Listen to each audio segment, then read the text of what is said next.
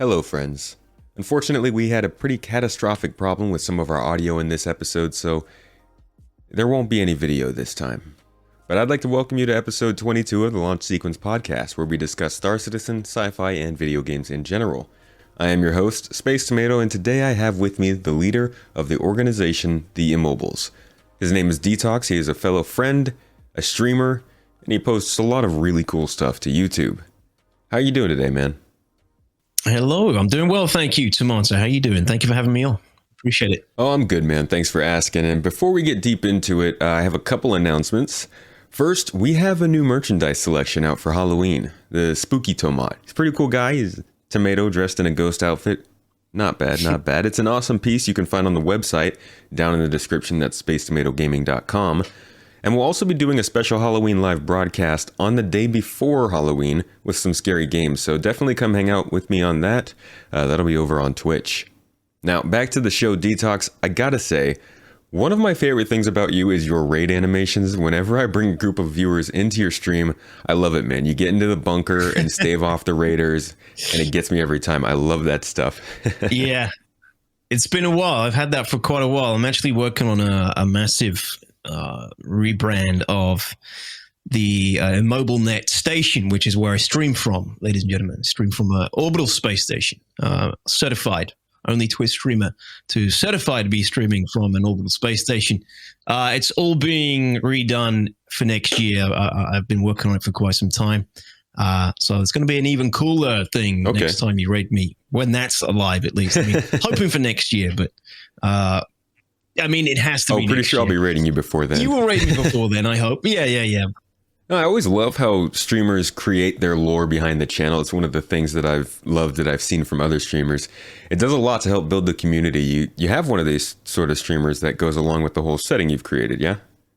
I do, yeah. It's like a character. I'm sort of like I'm not like a full, I wouldn't say like I'm a full in character kind of streaming the whole time, but it's part of my theme, it's part of my, the whole shebang, basically, the experience of my stream, essentially. And it's something that's been built up over quite a few years. And yeah, I'd say that it's like a character light, I suppose.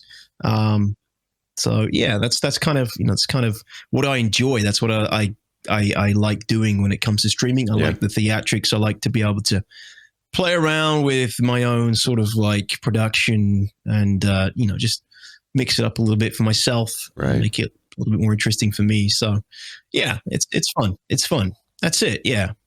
And how long have you been streaming? I've been streaming since December 2015, basically, at this point. So a long time. Yeah. Okay.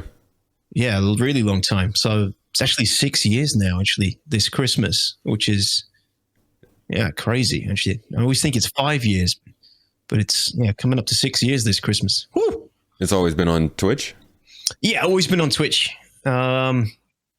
Only started YouTube properly maybe like a year and a half ago, maybe. But, I'm nowhere near as active as you are on YouTube.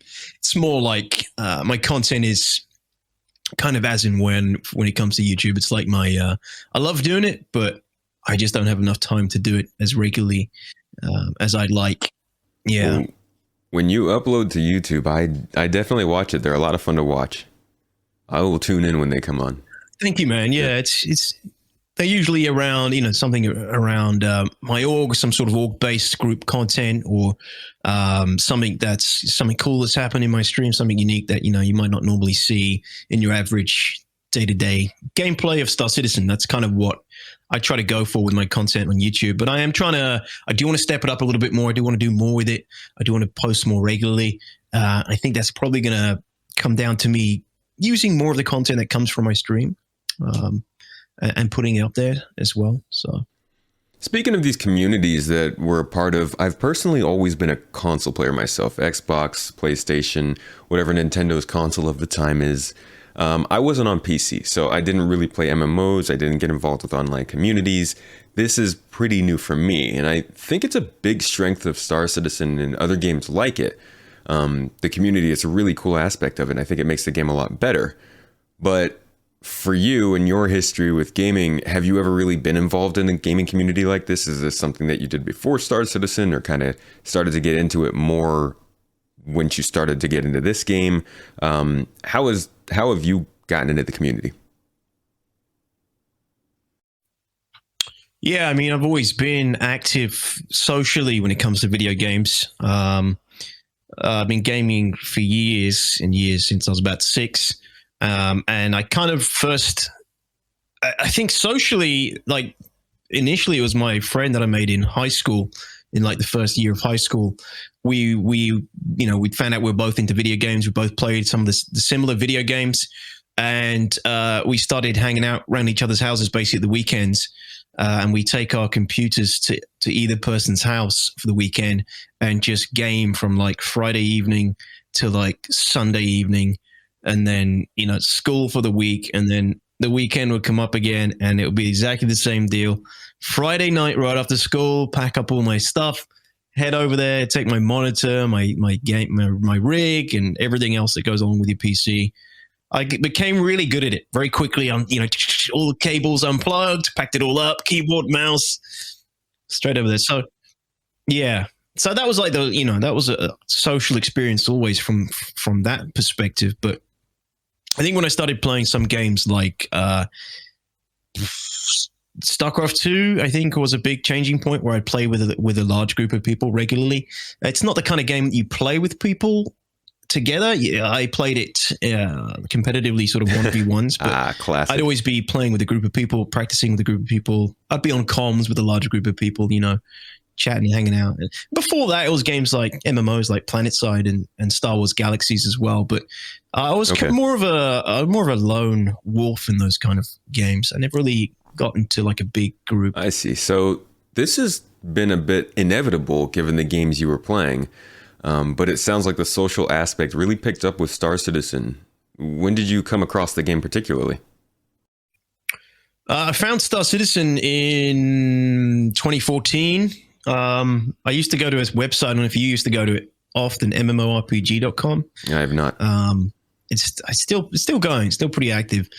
That would be like that's where I used to go to find MMOs that were coming out, because I loved MMOs. I've always loved them, but I was always looking for that next one to give me that addiction, that hit. And Star Citizen was there for a long time, sitting there like, expected to release X date, miles away from years. We were always years away from when it was supposed to be out, but I always had it in my peripheral. Sometime 5 years away. Yeah, exactly. It was always there in my peripheral vision. And then one day I just went through mmorpg.com, went to Star Citizen's website, and kind of started looking at the forums and everything, and the funding and the Kickstarter and all that stuff. Well, not the Kickstarter, but the way that the game was funded at that point.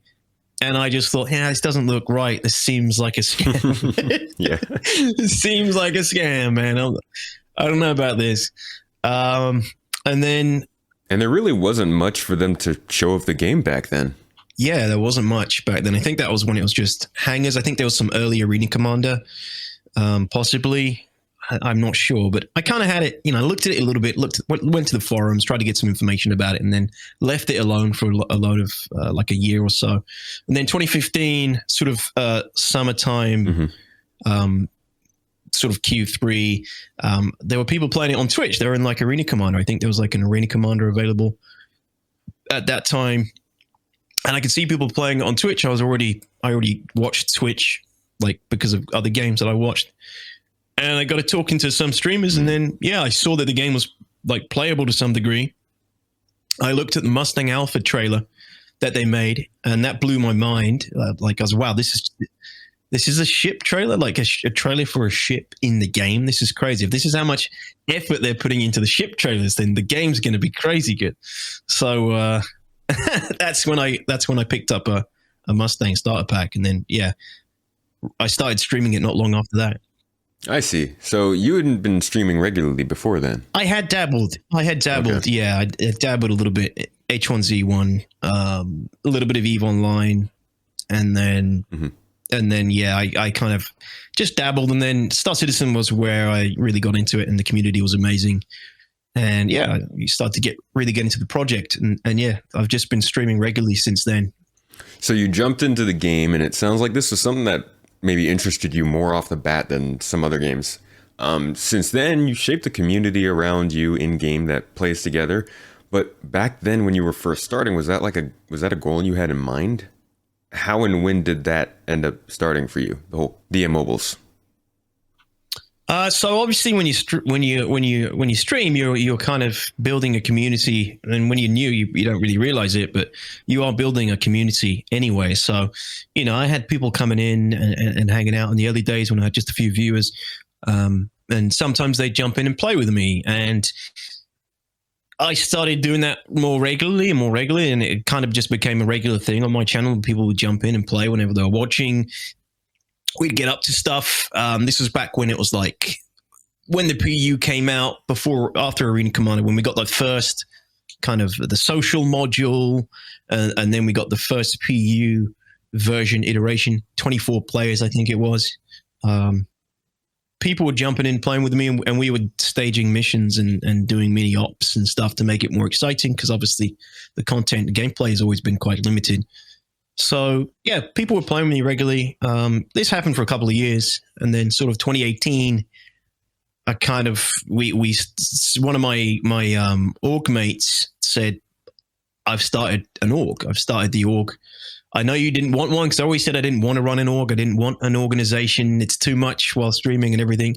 And he was like, "Yeah, I'm going to start one anyway, and it's going to be there for when you need it, if you do ever decide to go for it." And yeah, like 2018 decided to make it official, and we were just like, it was like my community from the stream, but we were playing under like one banner, basically, right? We're playing under the banner of my org back then, which was a different org to what it is now. That we were called Immobilized Command back then, and then in 2019 at CitizenCon, a load of us were at CitizenCon. There's a massive group of us for the whole weekend. It was awesome.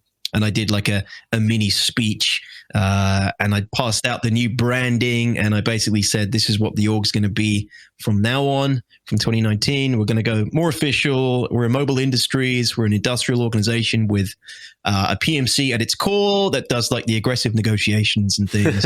We're quasi-lawful, which, we're not completely lawful. We're not good guys. We're not terrible bad guys either. Yeah, skirting the line. Yeah, which I think it's space, man. Space is the Wild West. Nobody is a good guy in space, in my opinion. Especially in Star Citizen, in the Star Citizen universe. It's a horrible place, man. It's a horrible place. It's horrible. So, I mean, we were always quite lawful, but the more I play and the more I realize about the game, it's like, it's going to be way more fun to be able to straddle the lines of war, like good and bad, And keeping that together is a lot of work for you. There's a lot that goes into keeping the community running while also doing everything else. It's a lot. Yeah, it is. And I'm realizing that, right? Running the org alongside my stream and trying to get YouTube content out and other things, everything else that goes into content creation. It's very difficult running the org at the same time. And unfortunately, it's not doing, I can't do as much with the org as I would really like to, just due to time constraints. And I have a little girl as well. She's 2 years old. I got my partner as well. So I have to balance the time very carefully between all those people. Yeah, and keeping that all together, leading community like that's a lot of work. It takes a lot to keep that running. And it's really quite different from other games too. Like, not only is the project just constantly growing and changing and shifting over the years, but CIG constantly is putting out information. Like, we get tons of info every single week, and it might not be the most useful stuff, but there's just a lot of it. And this is awesome for fans. It's great to, be able to keep up with it and feel like you're part of the ride. But when it comes to factoring all of this into things like organization events and schedules and building templates for things like that and, maintaining that kind of stuff, it gets almost impossible with the way that the game is just changing and, throwing you for a loop every once in a while. Yeah, totally. That's exactly how I feel. The game moves so fast. There were a few quarters, a few patches where we were just solid. Every week we were running ops. We're doing like awesome stuff that no one had ever really seen before. Everyone was just loving it. The org was very active. The patches were pretty stable. I think it was like 3.7 to 3.8.9. Yeah, I think we had gotten all the OCS and like various additions, but hadn't gotten all the new planets just yet. 3.7 particularly, I remember I remember 3.7 being pretty good, and we ran a load of Org v Orgs against an Org back then called Daco, who are now ARAS. They're a German Org. We actually ran into them organically originally. We ran into them while we were doing an op and they were doing an op, and we ran into them at ArcCorp mining on Daymar, and it was like the coolest battle ensued. It was when the Ballista had just come in, I think. And some mixed arms combat. We had like ballistas on the ground, ships in the air. It was just all out war. It was so cool. It was like a true like organic battle. And then after that, we kind of got into contact with them, and then we started organizing battles against them and stuff. So, but yeah, it's tricky, man, to balancing it all, and just I can't get in with my org nearly as much as I'd like. And it sucks. And the other problem is people aren't active because the game, it's a ton of work though. It changes so much. A lot of people don't have a lot of reasons to play, and that's one of the reasons I started my org. It gives people a reason to play. If you're setting up ops against other orgs and things, people want to jump in and do that with you, and it gives you a reason to practice and try out certain strategies and vehicles and learn new things. And that's why I wish I could do more. I got to step it up. Like I got to kick myself up the butt, basically. Well, and like you said, you're running a lot of stuff. You're doing a lot of stuff. You're putting together events. You're doing the stream, all of that stuff. And when that cycle does hit and there are people who are being inactive because they don't have stuff to do, it's really hard to keep running events with nobody showing up and nobody doing that stuff. And your org is really as good as the people that you can get running it, that are there helping and maintaining things. And if they're putting these events together and doing this stuff and putting their time towards the org, and then people aren't really jumping in and showing up and having fun, it's kind of this self-fulfilling cycle of disappointment and then less activity, and that can be dangerous. So it can be kind of complicated in keeping this stuff running, and I think having that good team around you can really help. But certainly that lack of activity sometimes can be a real killer when it comes to keeping the org going. Yeah, totally. And again, I agree. It's like having leaders you can trust to help and run the org as well alongside you. That helps a ton. I know, I've got a few guys that do that, but I'd like them to do more. I'd like them to help out a little bit more. They don't, and I can't expect them to either. Some of them are very helpful and especially when it comes to crunch time and running certain ops, couldn't do it without them. But just generally keeping that day-to-day activity going, it's really hard for anyone to do, even, regardless of whether you're the leader or a content creator or what. It's hard to get people into the game sometimes because, it's not a game that you can just jump into and play. No, it's certainly not. This is a game that takes time and dedication. And a lot of these orgs have actually been around for a long time. So I'm interested in looking at that history of how these orgs have grown and the community has shifted as a whole over time. Now, in 2015, around that time, orgs started to be kind of an in-game thing, and people started to have more of a reason to be excited about it. Hey, I'm going to build this org. We're going to do this for you. We'll give out these services. And a lot of people were really excited to get into like this inter-org exchange and business. And I think a lot of people are still into that idea, but you're also kind of like, do you think people are going to start to close off more? Do you think orgs are going to start to pull away and be more about themselves? Are we going to start to see some of these corners form in the Star Citizen community? Because there are definitely alliances forming, and there are definitely large organizations that kind of have that feel to them. Nothing wrong with it, but that will definitely shape the game. And it'd be interesting to see how that might end up coming together compared to a game, say, like Eve, maybe, or even in Elite Dangerous. Not sure what they do. Yeah, it's a good question. I think, early days, everybody was like, my org's going to do this, and we're going to hire your org to do that. And, definitely early days, everyone sort of had that view. But it's more and more starting to feel like people are carving out their own little corners and trying to do a bit of everything to some degree. And yeah, that there's the danger of we're not going to have that inter-org kind of economy. Especially potentially, it's a different topic, but with potentially the way sharding is going as well of the game servers, like, inter-org diplomacy, inter-org economy, that is kind of under threat to some degree, depending on how sharding goes. But yeah, I think that's what you're talking about, right? It's like the orgs working together and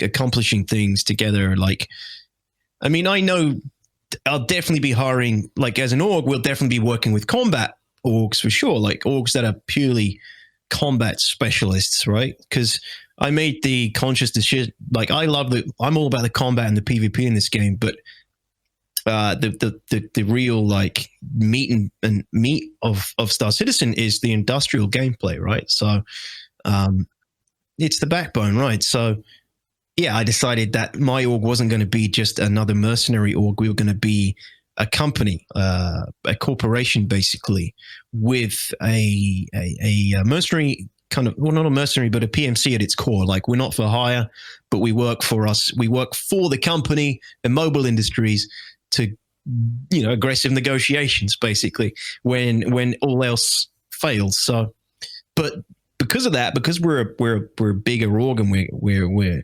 going to be focusing on all the different aspects of the game, there are going to be orgs that are much better at doing pure combat, and they'll have certain assets, and they'll have certain training that my org as a whole probably wouldn't be able to achieve, or at least, at the time of when we're hiring these sort of orgs, they're the better option as opposed to using our own assets. So yeah, I can definitely see that being a theme. But like, for the industrial side, like the mining and the hauling and things, I think that we're going to try and keep that in-house, and then obviously export some of those services to maybe combat orgs, right? So is this something that you've seen any signs of in the community, or do you see the possibility of a future where Star Citizen is very closed off from one another in terms of, like, the larger organizations and groups? Oh, that would be so good. Yeah, exactly. From a more, like, gameplay perspective, totally. Like, they've always talked about the reputation system. They've always talked about intra-player contracts, where you're giving other players contracts, and org contracts would just be the next step up from that. I mean, I don't see any reason why it wouldn't work like that.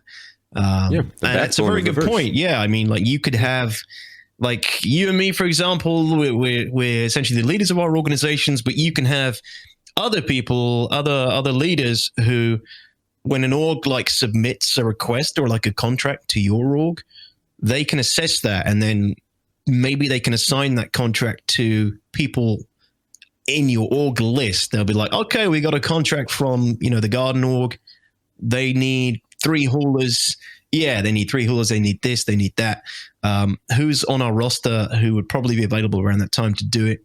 Maybe you send them the contract, or you just let them know about it, assign it to them, and then they carry it out. And then when they do that, like, your org rates them on their performance. If they sucked, if they all blew up and, maybe they just blew up before they even left the pad, then you just be like, yeah, they were terrible, never using them again, and so on and so forth. Yeah. Obviously, you'll have your orgs that specialize in certain activities. My own org, GII, is split into various divisions that specialize in, various professions for the org, and they kind of act as their own mini organizations within the org. They're not set in stone. Anybody can switch between them, but they'll be able to interchange contracts between them. And I think it'd be really cool if in the future orgs could pass contracts publicly out to other orgs, and then that org could sort of distribute those tasks out to their members and allow for that org to take care of the business as a whole. I think that might be what they're doing, but I think it'd be really cool. Exactly. And if it does go that way, right, that's why it's stupid to try and run an org that does everything. That's why the smart people are specializing. It's combat orgs, hauler orgs, mining orgs. Does that kind of stuff seem reasonable in terms of, like, the orgs working together like that? totally. I mean, we've done the same thing, but the way we're trying to structure things is that it's scalable. So it's kind of like the org is kind of split into sections for the different respective professions, and it can hopefully scale up to try and handle it. Yeah, the inner community can get pretty riled up for the most part, but tend to move along with the same understanding that like the game is progressing, it's going to continue to do some, and it's pretty awesome while it's doing it. But oftentimes you see like these ridiculous topics make it to the wider community, like the new drug system, for instance. I saw that, you know, people were picking out this headline. You get these different drugs with varying effects and injuries that nerf you, and like drugs that alleviate the injuries and downstates and all this new profession. And like you get headlines where people are like, oh yeah, they added this medical system and it's so in depth that people are, you know, they're using it to grief each other. And you get comments of people who are like, hey, wasn't this like an exploration? Wasn't this a cargo hauling game? Like, this is crazy. This is way too out of, you know, they shouldn't be doing this. And you're like, well, the FPS has always been part of this game, and a medical system has to be in for FPS. It makes sense. And you end up seeing how like the overall gaming community reacts to these crazy game mechanics being brought in for systems that they think should be simple, that usually are simple. And it comes off as like, I don't know, making the game seem like a scam or something like that. Yeah, it just feels like the wider gaming community sometimes looks at things that are added to this game, and it's not viewed at all in the same way as the Star Citizen community views it. So switching from the in-game community to the overall community, I'd be interested in hearing your opinions on like the different corners of Star Citizen. So in terms of social media, I'm mainly talking about YouTube, Twitter, Twitch, Reddit, and obviously Spectrum, which is the official forums for the game. These places are kind of all over the place in my opinion, and they've all got sort of different vibes going on. But what are your experiences with the community across these different areas? Or like, are you involved in these areas? Do you spend any, I know you're on Twitch, obviously, and I see you on Twitter, but do you have any like opinions on how these parts of the community form and think that that's going to affect the overall game community? How would you kind of classify, I guess, the people? I'm not very active on Reddit. I'm not very active on Spectrum. I'm more kind of Twitch, fellow content creators, and Twitter for the most part. Yeah, I mean, I don't even look at the leaks. I don't ever look at the leaks. Yeah. So I'm like so uninformed sometimes about upcoming new patches. Everybody's like, I'll be like talking about something like, oh, maybe this is coming in the next patch. Then my chat's like, he doesn't know. He doesn't know. And it's like, I hate it. Like, I hate not knowing everything, but I don't know. I've never really felt the desire to go in and jump on the leaks and get involved with all that stuff. Maybe I should. I mean, I should really, as a content creator. It's, you know, I should be in the can kind know, of sometimes change people's perspective a little bit. You know, you find yourself caring too much about unfinished stuff without context and lose the significance of like the bigger changes that might be happening right in front of you, and it can lead to just not caring about the actual official announcement later. And some people really enjoy that. The 400i reveal got vastly different reactions from people because of that, I think. And this isn't how it always is, but I think it's possible that you know, it can really skew reactions between different parts of the community. And I know people who avoid the leaks for that reason. You know, not that there's anything wrong with that. Yeah, I mean, that's a good point. Like, it kind of it neuters the official, you know, comlink, the official information relay that we get from CIG. It does kind of undermine that a little bit, and it annoys me how some people think they, you know, we deserve these leaks. You know, we're entitled to these leaks. CIG doesn't tell us enough. It's like, yes, they give you more than enough. Like, they are very transparent about this damn game. You just don't want to look through the monthly reports and all this stuff. You know, that's where you get a load of information. And I'm someone who doesn't want to read them either because they're too big. Like, they're huge. I'll wait for you know, Space Tomato to drop the highlights and stuff like that. But yeah, I mean, but people like to look at the pretty pictures and the pretty, super hype leaks that come out of that, and I get it. I understand it, but I don't know. I've just kind of always had put myself in like a vanilla position where everything I see is just straight from the horse's mouth, and it's in the patches. A lot of the time, these leaks are sort of thrown in front of me, patch notes, things like that, and I'll look at them then. But I don't actively, I don't actively seek them out. But I probably should. It's it's something I've been meaning to look into.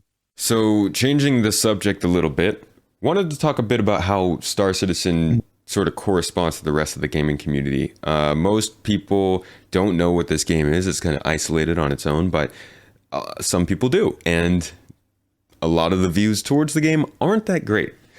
I'm assuming you stream other games as well. Yeah, I stream other games too. I've always been a bit of variety as well. Star Citizen's always been the primary content. Okay. It's the headliner. But I do stream other stuff as well. Would you say that besides the different game-related questions that you might get in terms of, methods of playing the game, the overall vibe of chat or the way people interact with you is a bit different than with this game? Do people sort of ask you different things and talk to you about different things when you're playing something other than Star Citizen?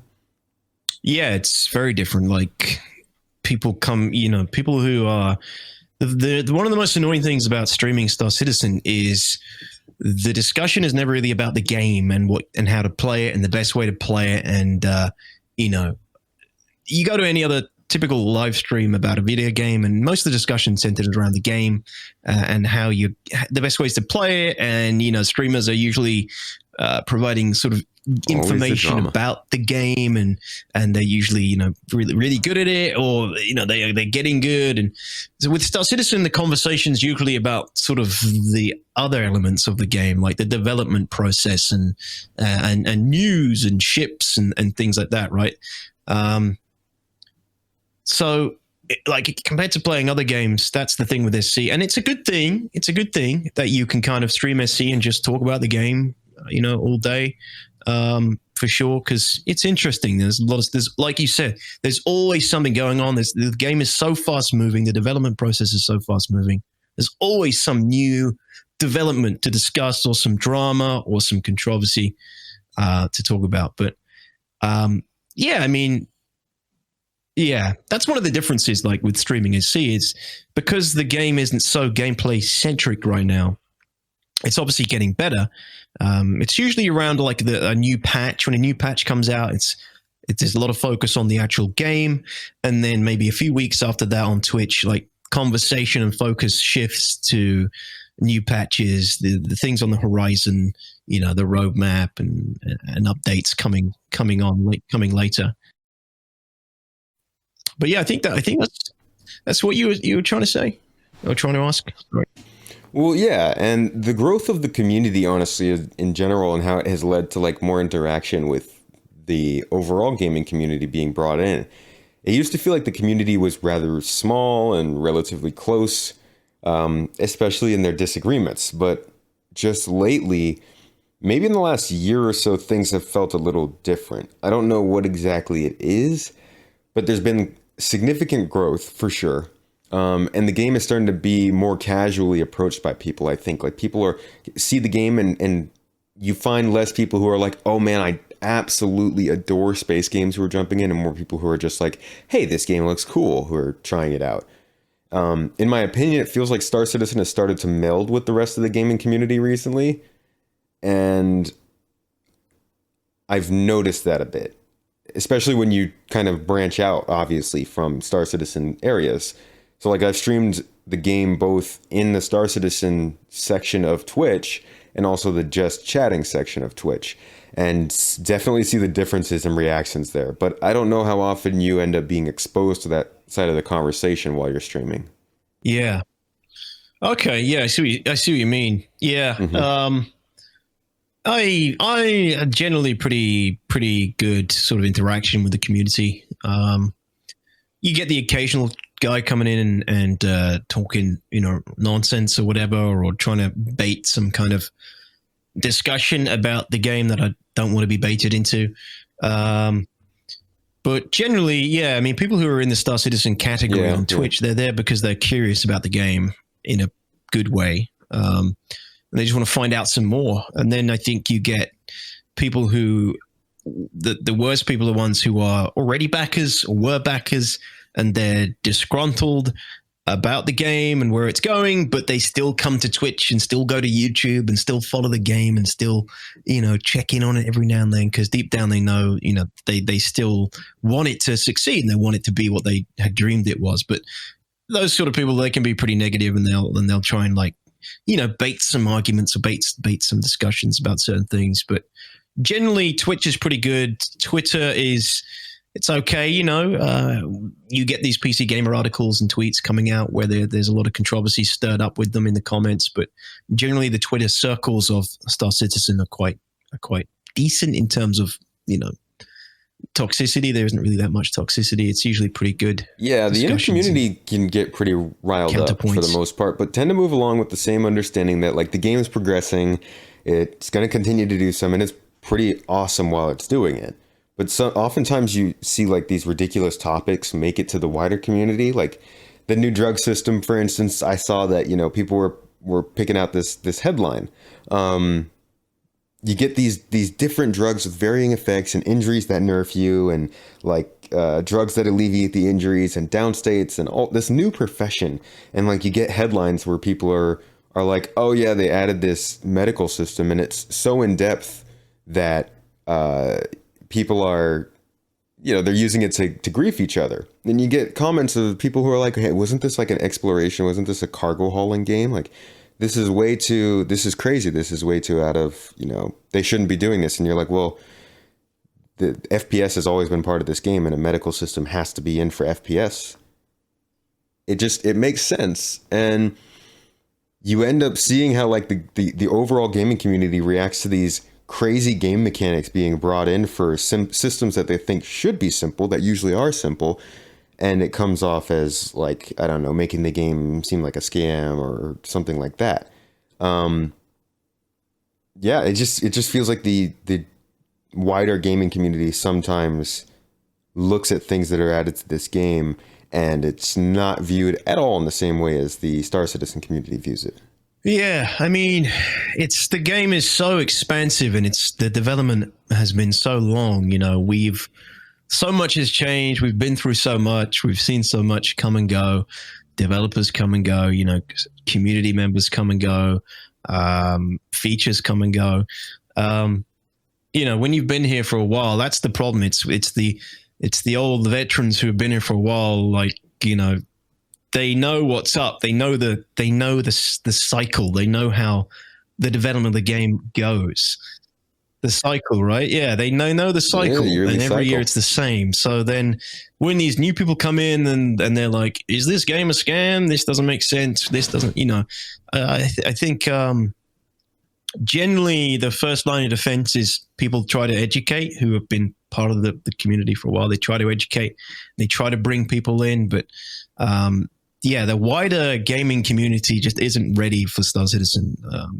That's how it feels. It's just too much to comprehend for your average gamer on a mainstream scale. It's just too much to take in. It's too much to believe almost. It's like taking the blue pill and the red pill in the Matrix, right? It's like, which one do you want to take? How far down the rabbit hole do you want to go with Star Citizen? Because it's just so expensive. So yeah, I think just mainstream gamers, and more people are getting into video games now, right? It's becoming more and more mainstream as well. And Star Citizen is a game that was never made for the mainstream public, the mainstream gamer.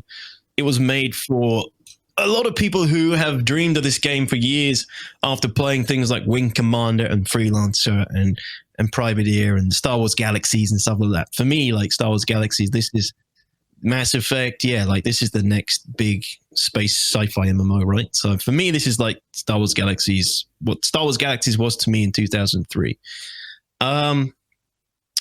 So yeah, I mean, I don't even know how successful Star Citizen's going to be. Deep part of me feels like it's always going to be a niche game like EVE Online. It's It's going to be good. It's going to be more successful than Eve. How long, how long it lasts, whether it lasts as long as Eve, I hope it does. I'm sure it can. It's another question, but I do. Yeah, it can happen. I feel like the game is always going to be pretty niche, though. It requires a lot of effort to get into, and we're only just getting started. It requires a lot of effort to play. There's a lot to learn. So yeah. You don't think it'll ever make it to mainstream levels like I don't think so. Warcraft? I don't think it's ever going to break into the mainstream that way. But I think it will be a very healthy game with a healthy backing and funding. So as far as community health overall is going, how do you feel? How are you feeling about how CIG's handling it? Does it feel like they're doing a good job of keeping the community in control without being too overboard, or what's the vibe in your opinion? We've seen them drop the hammer on some seriously bad problems with no second thought. We had things like racism coming up earlier in this year, and they just boom got that out of there.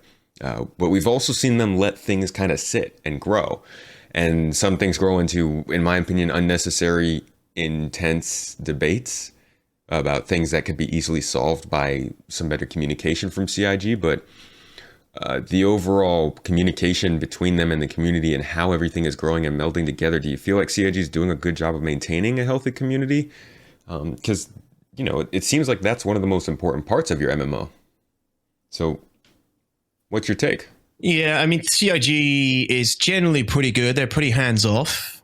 It's early days still, really, I think, as far as they're concerned, to some degree. Like, obviously, they like to call it the live alpha experience, and it's a released game, as Chris Roberts basically has said in the past. It's out, you can play it, so it's a released game. They try to treat it like that, but also they don't at the same time. And moderation has been pretty hands off, and then sometimes, like you say, they come down with the hammer for a period of time, and they make sure everybody let everybody know that we're still here, and don't be toxic, don't be a scumbag, don't. They try to they're doing an okay job, I would say, but they do need to manage expectations around the game. They do need to manage expectations between the different community bases, the different play styles. They need to manage expectations that people are going to die, that people are going to be killed, and people are going to be griefed, by other players. And actually, a lot of the time, it isn't griefing. It's just it's PvP. It's player killing. It's part of the universe. We don't have the fully fleshed out, null sec, low sec, high sec systems yet. The law system doesn't really work very well. So yeah, I mean, it's there. The tools are there to play the way you want to play, between whether you want to just go and haul in peace and never be hit by another player, or if you're a player that wants to go in and shoot and kill people for fun, it's viable in the game, and a lot of the time that doesn't break the rules. And CIG has, when all that stuff was going on, they did the right thing, I think, with certain people and certain groups who were pushing it too far, and that helped manage it for a while, I think. And they've set expectations around that, which is good. But at the same time, I think a lot of people also on the other side of the fence, also realize that yes, PvP is a thing, and PKing is not against the rules. There are certain things that are, and those things are being dealt with now, which is good to see. But and on the topic of like just nasty behavior, the profanity and stuff, I think it's good. I think it's good to have good to set that tone now, early, right? Otherwise, you do get a toxic environment. Nobody wants that, especially this early on. Yeah, without all the tools they need to keep things in check, you start to get retaliation in the same form that the griefers are using. Like, everybody starts pad ramming each other, everybody starts stealing each other's ships. It just starts to get unplayable and unenjoyable for everyone. Totally. Yeah, it is. And that's the way it was going. I could see that it was getting, when it was all bad, I could see it was getting bad, and it was actually growing more and more toxicity. People were like, this is okay to do? Oh, this is how you're meant to play this game? Oh, I should probably do that too. and more people are getting on board with it. Like just this straight outright like stream sniping and just meta play to get an edge, and in terms of like using out of game resources and things. Yeah, it just kind of got out of hand a little bit. And since CIG has sort of laid the hammer down a bit, it's quelled it. I'm sure it's still there, and people are just they've simmered down a little bit. I'm sure those sort of people are still going to behave certain ways. It's just down to the game to take care of it. I don't want CIG to have to babysit players. The game should do it itself, and hopefully it will soon. Along with the shift in player thinking, to be honest, people feel like the game shouldn't be functioning in these ways that affect their gameplay because not all the systems are there. But if you're going to board somebody's ship to steal their cargo when physicalized cargo comes in, and this person says, no, you can't have any of my cargo because that's not fair, and then they just crash their ship into the ground, well, that's not fun. Now you have to respawn and go back there and then loot all of that stuff that they just littered all over the ground for you to get later. Like, yeah, sure, you killed yourself, but like the packages are still there. And we're in this place where people don't want to play by other people's rules, even though the game is meant to allow it already. Yeah, definitely. Is this a communication thing on CIG's part? Do they need to like do more to set players' expectations correctly to know that this is how the game will be played? Or like, how can people start to like change their mind to understand this game isn't going to be the same anymore? Everything is going to have to start changing. They kind of have. That's the problem. They kind of have set those expectations here and there, but people just won't accept it. They, it's an alpha. There's no reason to be doing this to other players. Why are you doing it to me? I was just trying to haul some cargo, and you don't get anything from boarding my ship and killing me. If I don't give you money, you don't get anything. So why do it anyway? And the answer is it's fun as hell to do that kind of stuff. It's piracy, and it's a video game. We're here to play the game, and it's a released alpha live game environment, and we're going to play it however we can within the confines of the game. So, yeah, I think Sergi has tried to set those expectations here and there. Maybe they could do a better job of it, but yeah, I think the player base, a large percentage of the player base is just not ready for that at all. A large percent of the player base is very much, they want to kind of play Elite Dangerous, but in Star Citizen where there isn't much player interaction. It's that mindset too. Like trying to change the way that I think about this game has been so hard. I've never heard of a game that has been this playable but still had so many major changes to its core systems. And I've been trying to play the game as I will moving forward in 3.15, like, taking my helmet off in pressurized areas, transporting my things to what ship they need to be on, and all the other things that come with the full inventory. And I'm just like, wow, this is going to take so long and be so difficult to wrap my head around. But it's just, dude, it's so exciting. Huge. It's a real big change, and I am not adapting to it very well at all. It's taking some time for sure. Like I've lost so much stuff that I never needed to lose.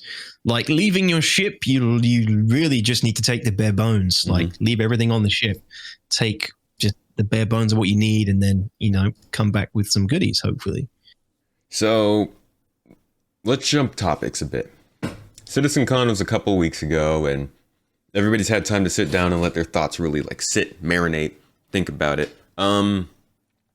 Overall, though, taking that in combination with the entire project right now, how are you feeling about it? We've got big things going on. Planet Tech is in a very good state. iCache is coming. Server meshing is on the distant, the horizon. Medical's coming in. Physical inventories, entity graph, the hangars. There's a lot of really big systems coming into the game, especially systems that we can see. I've been talking about what I like to call Phase 4 of Star Citizen development, which is basically corresponding to that time at which it feels like CIG finally reached that sort of basic level in the back-end systems where they can start to build out the game in a way that we see annual, truly important milestones hit. Overall, though, with the things that are being added and what they've said at CitizenCon with, server meshing coming in, and the different changes to that and Planet Tech and Gen 12 and the audio systems. How are you feeling about all this? How did they sell you? Did you feel good about that? Bad? What are your thoughts? And it's definitely going in the right direction. Yeah, I mean, sharding was a bit of a tough pill to swallow when they kind of elaborated on that. I kind of always knew it was going to be that way to some degree. I was hoping they'd found some sort of magic server tech, or had worked on some sort of magic server tech. I know server meshing is pretty innovative in the way that they're doing it. That's awesome. I know it's all a global shard, but a global database and everything's connected across all the shards. But the sharding thing was a bit of the tough pill to swallow, but that's a big topic. And it's not at the end of the world by any means. Like, I'm still going to enjoy the hell out of the game. I just got to reset my expectations of what to expect when I'm playing this game for real further down the line. But yeah, I mean, I'm generally happy with the way things are going. We're always waiting for those pillars, that core tech to drop. We're always waiting for that next big carrot on a stick to make a big difference to the game. So it's really, yeah, you're always kind of waiting for that and waiting to see how that impacts the game, and waiting to see if CIG hits their mark with that core tech or that pillar. And then you're waiting for the big build up, and then it happens. You're like, oh, if it's good, you're like, oh, that's a relief. Now we can start thinking about this next part of the game and how that's going to work. Yeah, the next pillar. So, yeah, I mean, the next big thing I'm waiting to see is obviously the server meshing, the static server meshing, and increasing player counts, hopefully, and things like that. And obviously, they're looking at getting rid of 30Ks soon, or not getting rid of them, but giving you the 30K crash recovery. Yeah. So that's, these are all big moves that are moving more and more towards a playable, persistent experience, which is a big thing and a positive thing for sure. Yeah. I mean, we can all agree that the more they build out this sort of persistent universe idea, at the very least, we're moving forward. And they're doing some pretty cool things in the back end, I think or not the back end, rather the background, these stealth editions that are really going to change the game. I mean, a really big one that didn't get talked about too much at CitizenCon was the planetary nav mesh, and just things like what's the planetary nav mesh? That's something I'm not so familiar with. That is where it overlays the planet with a grid that allows like AI, NPCs, and animals and everything to navigate. Yeah, oh, yeah. So yeah. They can kind of move around the planet and interact and create gameplay and missions and all this stuff that like will just hugely expand the game. And I love that. Yeah. You don't. That wasn't talked. Was that talked about at CitizenCon? It was talked about a little bit. During the gameplay demo, they pointed it out. They were like, yeah, you could see that, they're patrolling on the planetary surface and it's working in some form in this way. Yeah. That's huge thing. Yes. Yeah. And there are other things like that are going on that just they don't really focus on, but they're there. And that's kind of that's the cool part about this. Yeah. I mean, it's not something I thought about. Like you said, it's kind of like a stealth edition. But yeah, that's some core tech that's going to make a big difference to making the worlds feel alive, making planets feel, inhabited, and like they're not just these desolate, acres and acres of land where there's nothing really to do except look at the beautiful landscapes. They're inhabited by more. Yeah, they're inhabited by more NPCs who are interacting with the planet and the mesh. Then that's going to make a huge difference for making the game feel more alive and giving you more to do on planets, which is actually my favorite thing to do. Like it's Planet Citizen for me. Like I really enjoy the ground element of the game. Yeah, man. I mean, you've been doing a lot for the community. I've been watching your YouTube stuff for a while and your Twitch stuff for not as long, but started watching it last year. And I've just had a blast watching it. And the group seems like they're a great group and having a lot of fun. So thank you for your contributions to the community. And thank you personally for coming on to the podcast today. This is a great episode, a fantastic conversation. And you've been a wonderful host, man. I'd like to remind everybody that you can find Detox here on Twitch and over on YouTube. Definitely check him out. drop them a like, give them a subscribe, say hi, and maybe consider giving a like to this podcast episode. If you're watching this on YouTube, maybe a comment down below. If you're on your favorite audio podcast platform, please consider leaving a review, possibly a rating, and most definitely share it with all your Star Citizen nerd friends, including me. Actually, don't send it to me. That's a lot. But thank you everybody for coming to watch. If you'd like to help support this podcast, please consider checking me out on Patreon. For as low as $1 a month, you can help to keep this podcast without ads, and it really, really helps the family. So thank you again for coming to this. Thank you, Detox, for being a guest, and I will see you guys next week. Have a good one.